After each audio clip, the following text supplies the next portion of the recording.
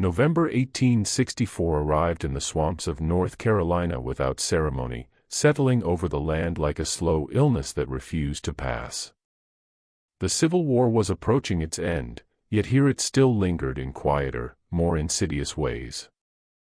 The ground was saturated with stagnant water and decay, the air heavy with mist that crept low across the marshes, blurring the edges of the world and muting every sound. In this place, distance lied, direction betrayed the unwary, and a man could vanish without leaving more than a ripple in dark water. Along a narrow, half-forgotten Indian trail, 3 riders advanced at a measured pace. The path was barely visible, pressed into the earth by generations of feet long gone, winding through reeds, twisted roots, and pools of black mud that could swallow a horse to its chest if misjudged. The riders knew this terrain well. Their horses moved cautiously but without fear, accustomed to unstable ground and guided by experienced hands. These men were not lost, nor were they hesitant. They were following a trail, faint but undeniable, left by someone who had passed through in desperation. The war served as their shield. While armies clashed miles away and newspapers filled with reports of victories, defeats, and political promises, men like these worked unnoticed in the shadows.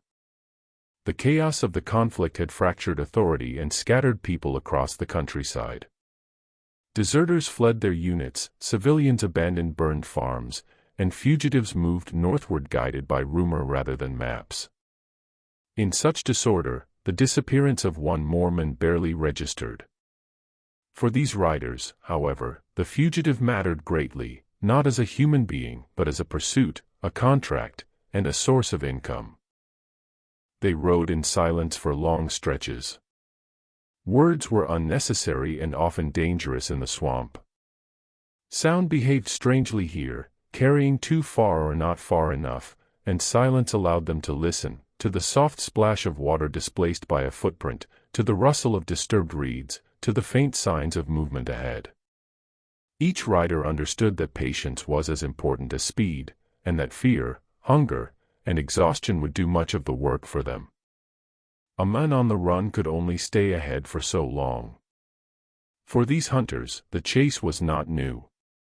Long before the war, they had learned how to track people rather than animals, how to read panic in broken branches and haste in uneven steps.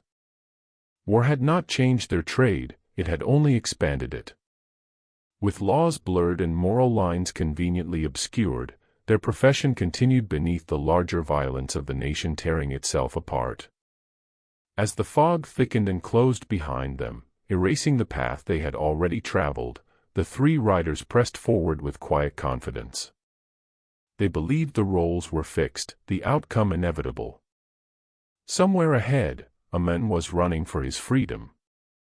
Behind him came those who had built their lives on the certainty that no one ever truly escaped. Edgar Crawford rode at the head of the group with the ease of a man who had spent more of his life in the saddle than on solid ground. He was tall and lean, his frame hardened by years of travel, hunger, and long pursuits rather than comfort or excess. His coat was plain and worn, chosen for durability instead of appearance, and carried no insignia that tied him to either side of the war. Crawford had no interest in uniforms or causes. Nations rose and fractured, flags changed, generals gave speeches and were forgotten, but coin retained its value, and iron restraints always served the same purpose. These were the truths he trusted, and they had never failed him. His face was narrow and weathered, the skin drawn tight over sharp lines carved by sun and wind. Pale gray eyes sat deep beneath a heavy brow, eyes that rarely revealed emotion and missed little. Crawford observed constantly, not only the land ahead but his companions, his horses, and even his own habits. He believed survival depended on awareness, and awareness required discipline. Every movement he made was deliberate, stripped of wasted motion.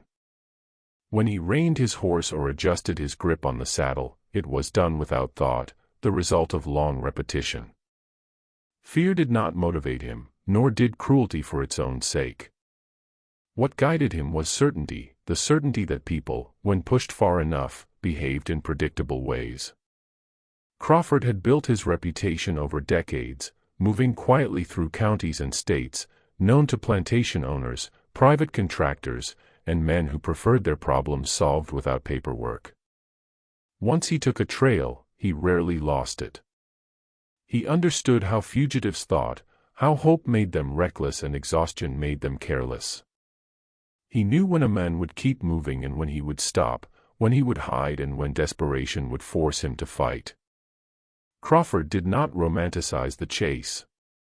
To him, each pursuit was a transaction. A fugitive was not a victim or a villain, only an obligation waiting to be fulfilled. Riding behind him were the Hughes brothers, a sharp contrast to Crawford's controlled presence. They were younger men, broad-shouldered and loud, their confidence worn openly like armor. Years of hard living had made them strong, but not subtle. Where Crawford watched and listened, the brothers joked and laughed, their voices cutting through the swamp's silence with careless ease. They carried their rifles slung without much concern and shifted in their saddles as if daring the land to challenge them. They had learned the trade under Crawford's guidance, but they had not absorbed his patience. The Hughes brothers believed in strength, in numbers, and in the reassurance of visible weapons. They spoke freely of payment, of how much this fugitive might bring, of how the war had made business easier for men willing to do what others pretended not to see. To them, the chaos of the country was an opportunity, a widening market for violence wrapped in legality. They admired Crawford deeply, though they understood him only partially, mistaking his silence for indifference rather than calculation. Crawford tolerated their noise because it served a purpose. Extra guns mattered if the trail ended badly, and overconfidence in others often concealed caution in oneself. Still, he watched them carefully, aware that their carelessness could become a liability. His thoughts remained fixed on the trail ahead. Something about it unsettled him. The signs were subtle, almost imperceptible, but they suggested a fugitive who had slowed not from weakness but from intent, a man who had stopped running blindly and begun to think. The war had given Crawford freedom to operate in ways that would have drawn attention in quieter times. Authority was fractured, borders were blurred, and morality was conveniently flexible. Yet the war had not changed him. He believed, as he always had, that order was maintained by force, that freedom was a temporary illusion granted by those with power, and that every man ultimately answered to whoever could bind his hands. As the fog thickened around the riders and the Hughes brothers continued their careless talk, Edgar Crawford rode on in silence, calm and certain, unaware that for the first time in many years, the rules he trusted were already beginning to fail. Hidden deep within the reeds at the edge of the swamp lay a man who no longer resembled what he had once been.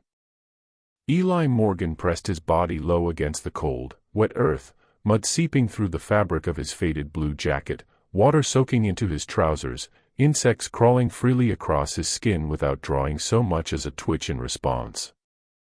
He had learned long ago that discomfort was temporary and movement was fatal. From a distance he might have been mistaken for a fallen log or a discarded bundle of cloth, another piece of debris claimed by the swamp, and that was exactly how he intended it. A year earlier, Eli had been a blacksmith on a coastal plantation, his days defined by the rhythm of hammer on iron, by heat, sweat, and the simple logic of shaping metal to purpose. He had known strength, but it was the strength of endurance rather than violence. The forge had taught him patience, how to wait for the metal to reach the right color, how forcing a strike too early or too late could ruin everything.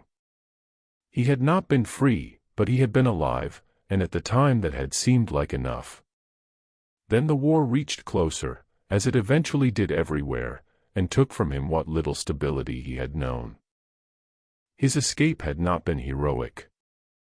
There had been no speeches, no grand plan, only a moment when fear outweighed obedience and the path forward, however uncertain, felt less unbearable than staying. He ran at night, barefoot at first, guided by stars he barely understood, driven by rumors whispered by others who had vanished before him. Hunger hollowed him, pain slowed him, and more than once he had nearly turned back, not from loyalty, but from exhaustion. What carried him forward was not hope but refusal, the refusal to accept that chains were the natural end of a man's story. Weeks after his escape, Eli encountered a small, broken unit of black Union soldiers, men who had been cut off from their regiment and were moving cautiously through hostile territory. They did not trust him at first, and he did not trust them, but necessity forced cooperation. With them, Eli learned a different kind of craft. They taught him how to handle a rifle, how to clean it, how to fire without flinching. More importantly, they taught him how to listen to the land, how to read silence as carefully as sound, how to disappear in plain sight. He learned how to wait without panic, how to slow his breathing, how to let fear sharpen rather than overwhelm him. The war did not spare those men. A cavalry patrol found them weeks later, and the fight was brief, brutal, and one-sided. Eli survived only because he had been sent ahead as a lookout. From a distance, he heard the gunfire and knew, without seeing it, that returning would mean death. He waited until nightfall before moving again, carrying with him the knowledge those soldiers had given him and the understanding that survival would now depend entirely on his own choices. Eli's hands were steady as he rested them on the rifle taken from a fallen soldier months before. He felt no rage, no thrill, no desire for revenge. What he felt was clarity. These men were not soldiers, not representatives of some distant authority. They were hunters who had chosen him as prey, and in doing so had placed themselves within the same rules the swamp enforced on all living things. Eli waited, breathing slowly, letting the fog hide him, letting the reeds break up his outline. He had learned when to run, and now he had learned when not to. For the first time since his escape, the chase was no longer one-sided, and the man in hiding was no longer the one being hunted. The moment stretched thin, fragile as glass, while the fog drifted lazily through the reeds and the swamp seemed to hold its breath. Eli Morgan watched the riders close the distance, their horses slowing as the ground softened beneath their hooves. He could see small details now, the way one man leaned too heavily in his saddle, the careless swing of a rifle strap, the lead rider's habit of stopping to study the earth before moving again. Everything confirmed what Eli already knew. They felt safe. They believed the danger was always ahead of them, never beneath their feet, never hidden and waiting. Eli adjusted his position by inches, careful not to disturb the water pooled beneath him. The mud was cold and slick against his chest, but he ignored it, just as he ignored the ache in his muscles and the slow burn in his lungs. His rifle rested low, almost level with the ground, angled toward the narrow strip of firmer earth where the riders were forced to pass. He had measured the distance long ago, marked the exact point where the reeds thinned and the horses would hesitate. This was not impulse or desperation. It was preparation. When the first rider stopped and dismounted, Eli felt a quiet confirmation settle in his chest. The hunter was uncertain now, sensing something wrong without yet understanding it. Eli waited anyway. Patience mattered more than urgency. He watched one of the men behind laugh and shift in his saddle, his voice cutting sharply through the damp air, too loud, too careless.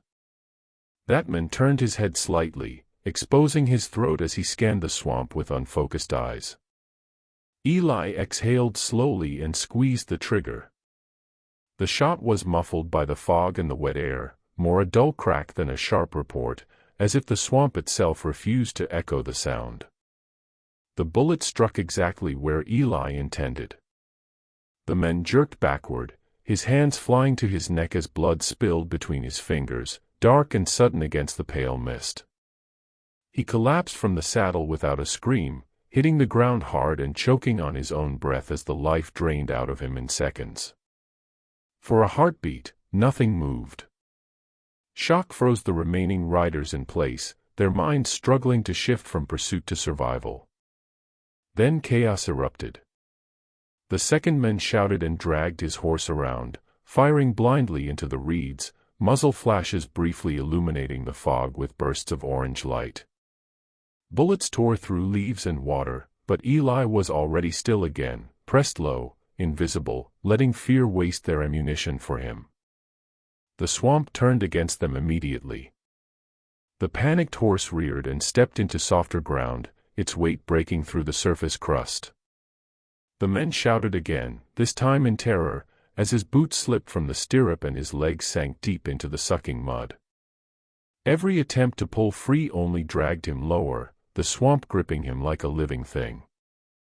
Eli watched calmly, adjusting his aim as the men struggled, the noise of splashing and screaming betraying his exact position. The second shot was as controlled as the first. Eli did not rush it. He waited until the man's chest was fully exposed, until there was no doubt. The bullet struck solidly, cutting the scream short and leaving only the sound of water slowly settling around a lifeless body. The horse broke free and fled, crashing through the reeds and vanishing into the fog. In the span of moments, the hunters had become victims. The confident formation was shattered, the numbers reduced, the terrain no longer an obstacle for the prey but a weapon turned mercilessly against those who did not respect it. The swamp offered no clear path forward or back, only unstable ground and concealed death. Now only one rider remained standing, motionless and silent. Eli did not move yet. He knew better than to rush the final act. The first shot had ended the chase as it had once existed. From this moment on, the rules had changed completely, and the man who had been hunted was no longer running. The swamp waited, patient and indifferent, as if it had always known the outcome before the first hoof struck the softened earth. The screams of the Hughes brothers echoed briefly, sharp and frantic, then were swallowed by the thick fog and the sticky mud that clutched at their limbs. Their panic was immediate, unrestrained, a natural reaction of men unprepared to meet danger on its own terms. The first brother had fallen into a patch of quickmud, struggling blindly as the earth claimed his leg, his strength proving useless against the slow, relentless pull of the swamp. He thrashed, pulling and kicking, but every movement only deepened his grip in the sucking mud. His gun slipped from his grasp, and the realization that help would not come arrived too late, breaking the chaos into silent finality. The second brother fared no better. His rage replaced caution, his fire wild and uncontrolled, scattering bullets into reeds and water that offered no path to safety. Each shot was a declaration of fear, not skill, a mirror of his mind in turmoil. He tried to climb a fallen tree to gain higher ground, hoping that vantage might save him, but the ground beneath shifted treacherously, and he toppled into the dark water below, the limbs of the swamp wrapping around him with cruel inevitability. His shouts for help were swallowed almost immediately by the fog, leaving only ripples and the occasional desperate splash to mark his existence. In stark contrast, Eli Morgan remained perfectly still, a ghost in the reeds, his breathing controlled, his hand steady. The difference was stark, almost cruelly so. Where the brothers' panic had betrayed every instinct, Eli's calm precision had turned the swamp itself into an ally. He did not rush, he did not waste energy, and he did not allow emotion to dictate movement. Every shot, every pause, every calculation had been learned through necessity, honed through weeks of survival, observation, and quiet reflection. He had endured hunger, pain, and the constant threat of death. He had learned when to strike, when to wait, and when to let the environment do its work. The swamp judged those who entered it, and it did so without malice or partiality. It offered no mercy to the careless, no second chances to the unprepared. The Hughes brothers had assumed that their size, confidence, and experience with Crawford and the chase would be enough. They had assumed the swamp was simply an obstacle, not an arbiter. Eli's presence had proved otherwise. The lessons he had absorbed from the soldiers, from the land, and from his own desperate escapes now manifested in every careful movement, every measured breath. By the time the chaos settled, the swamp had taken its toll. The hunters who had been predators were gone, consumed by fear and gravity alike. Only one man, standing or kneeling, remained a living embodiment of discipline, patience, and strategic calculation. In the distance, Eli's eyes followed the final movement of the last surviving rider, not with anger or desire, but with a quiet recognition that the rules of the hunt had shifted entirely. The swamp had delivered judgment, and in its verdict, Eli's learned calm had proven infinitely stronger than the brute force of blind violence. Edgar Crawford stood alone amid the reeds and fog, the weight of sudden solitude pressing down on him like the thick air that hung over the swamp. The echoes of his companions' screams and struggles still lingered faintly in the mist, but the immediate danger was no longer distant, it was personal, focused, and unavoidable. For the first time in years, Crawford felt the unfamiliar tightness in his chest, a sensation that was neither fear nor anger, but the acute recognition that the rules had shifted. He had always been the hunter, always the one controlling the terms, and now the balance had tipped. Slowly, almost cautiously, Crawford raised his voice, not to issue threats or commands, but to speak, to negotiate. "Listen," he said, his tone measured and deliberate, carrying authority but stripped of its usual menace. "I can offer you money. I can offer freedom. Turn your back and walk away, and nothing else needs to happen." The words were chosen carefully, intended to appeal to the instinct of self-preservation he assumed existed in every man. He had offered bargains before, yes, ransom, compliance, submission, but never with this kind of urgency, never with his life hanging by such a narrow thread. But Eli Morgan did not flinch, did not step closer, and did not even tighten his grip on the rifle that rested lightly in his hands. He did not speak, either. Instead, his eyes, gray and steady, bore into Crawford with a quiet, relentless resolve. In those eyes was a history Crawford could not touch, the long nights of chains cutting into skin, the screams of a mother ripped away, the humiliation of ownership and the slow learning of how to endure pain without breaking. All the lessons of captivity, of survival under conditions designed to erase will, were etched there, and they rendered the very idea of negotiation meaningless. Crawford tried again, adding weight to his offer, leaning slightly forward as though physical presence could reinforce persuasion. "I can give you anything," he said, the words carefully enunciated. "Money, a horse, a passage north, whatever you want. You don't need to do this." There was a subtle note of desperation now, almost unnoticeable, but Crawford knew it was there. He had rarely faced a man so still, so unwavering. The instinct to dominate, to intimidate, to bargain, all failed in the face of this calm certainty. Eli shifted slightly, not in fear or preparation, but to bring himself more fully into view, exposing nothing that could be used against him. He remembered the scars on his back, the heavy iron of the chains, the screams that had surrounded him for a lifetime. He remembered the lessons taught in quiet suffering, the slow, meticulous understanding that some things could not be negotiated away. This moment, the one Crawford offered as a chance for compromise, was not a new challenge, but a familiar one. Eli had learned long ago that some men could not be trusted, some threats would not work, and some pain, once endured, could not be undone by words or coin. Crawford's hand hovered near his pistol, an unspoken warning, a physical attempt to reclaim control, but Eli did not respond with fear. Instead, he waited, calculating and deliberate. Time itself seemed to slow as Crawford realized that the usual levers of power, the promise of wealth, the offer of safety, the threat of violence, were ineffective against a man who had already paid the highest price. The swamp, the fog, and the history of cruelty that had shaped Eli all combined to render negotiation irrelevant. The final realization came quickly, without fanfare. Crawford, The master hunter, the man who had always dictated terms, understood in a heartbeat that he was no longer in control. The deal he offered was meaningless, the words hollow, and the traditional rules of survival and pursuit were inverted. The past had forged Eli into someone who did not bargain, someone for whom mercy and compromise had no place. And in that moment, Crawford knew that no amount of money, no promise, no plea, could save him. The hunt had ended, and the consequences of underestimating a man who had already suffered everything were about to unfold.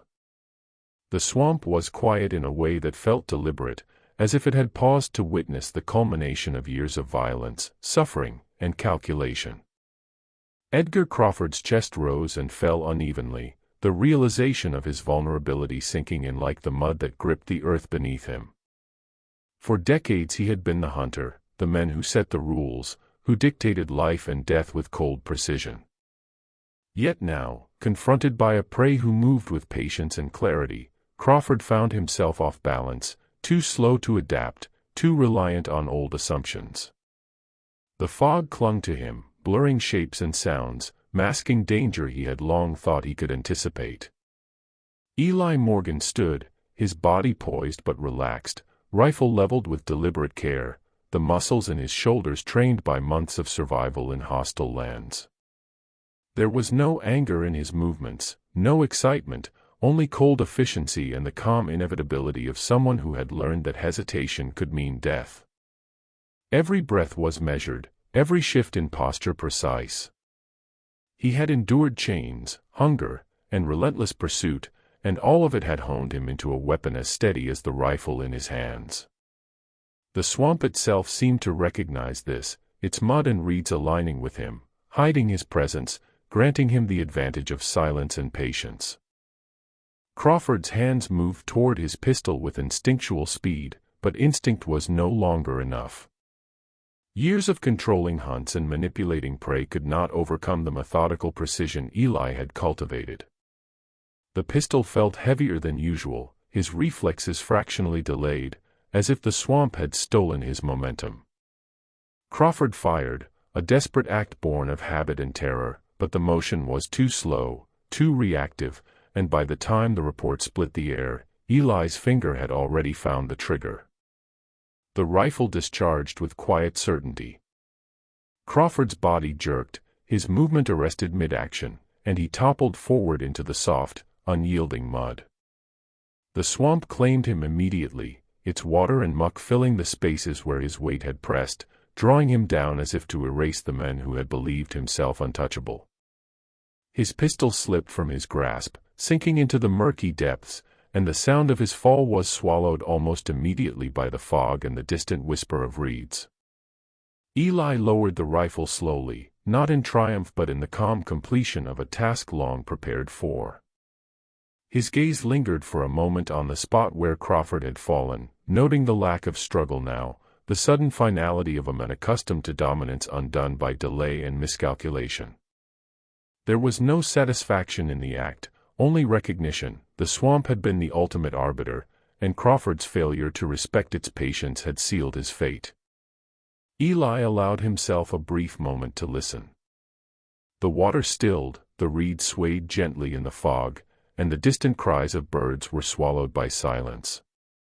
Nothing stirred in the immediate vicinity, no pursuers approached, no voices broke the heavy quiet. The swamp had returned to its indifferent rhythm, leaving behind only the proof of the hunter who had underestimated his prey. Eli shifted, checking his rifle, collecting spent cartridges, and ensuring the path ahead remained clear. He moved carefully, stepping over mud and roots, leaving no trace of his passage beyond the faint impressions of his boots. Behind him lay the remnants of a hunt that had turned utterly, violently, and irrevocably. The man who had once thought himself untouchable, the apex predator, was claimed by the land he had underestimated. And Eli, the one who had endured, learned, and waited, now stood as the solitary witness to the power of patience, calculation, and the unyielding logic of survival. Eli Morgan moved northward through the fog-laden marshes, each step deliberate, calculated, and measured to leave as little trace as possible. The swamp stretched endlessly around him, its waterlogged paths, reeds, and fallen trees a labyrinth of peril, yet he navigated it with the ease of a man who had learned its secrets through months of observation, patience, and survival. The memory of Crawford and the Hughes brothers faded behind him with every careful footfall, their screams and struggles dissolving into the muted whispers of the fog and the gentle lap of water against submerged roots. Eli did not look back, not out of arrogance, but because there was nothing left to see. The swamp had already claimed the hunters, leaving only their absence as proof. Ahead, the promise of freedom flickered faintly like a distant light. Rumors told of safe havens, communities willing to shelter men like him, those who had endured bondage, war, and pursuit, and had survived through cunning, patience, and resolve. He moved toward that hope, northward where the forests were denser, the rivers swifter, and the likelihood of encountering allies greater. Every motion was deliberate, every breath careful, for the swamp was both protector and judge, and Eli had learned that respect for its quiet power was as important as the weapon in his hands. Behind him, however, a different story began to take shape, one that would grow and endure far beyond the swamp itself. Whispers began among those who survived the region, among hunters who found trails abruptly ending, weapons abandoned, and tracks that led to nowhere. Stories spread of a figure in the reeds, a man who did not flee, who did not plead, who appeared and disappeared as if the swamp itself were shaping him into myth. They called him the swamp ghost, a shadow that waited silently, judging those who relied on cruelty and certainty to dominate others. Those who had once been the hunters now feared a presence they could not control, a reckoning that moved with patience rather than impulse. The legend was built from absence as much as presence. It was said that the swamp ghost could see every step before it was taken, that the fog bent around him, that no prey was safe and no threat could surprise him. Parents whispered the story to children, and travelers spoke in hushed tones of a man who claimed his justice not for revenge, but because the swamp demanded balance, and because those who sought to dominate others would eventually meet the patience they had ignored. He was neither angel nor demon, simply a living testament to endurance, skill, and the unforgiving logic of survival.